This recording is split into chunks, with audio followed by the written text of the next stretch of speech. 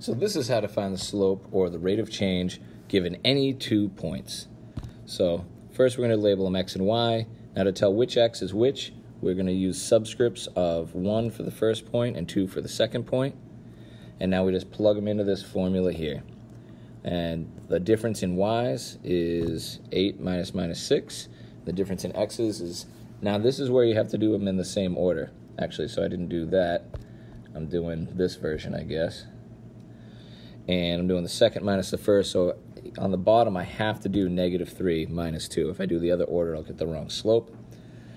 Crunching the numbers, there's our slope. Oh, looks like I already did the next one too. And then when I do that out, I get a 0 on top. 0 divided by 5 is 0. So what do you think this, well, what would the line look like that goes through those points? Let's graph it.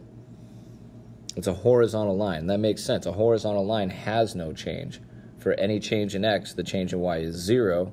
Therefore, it's just a constant function.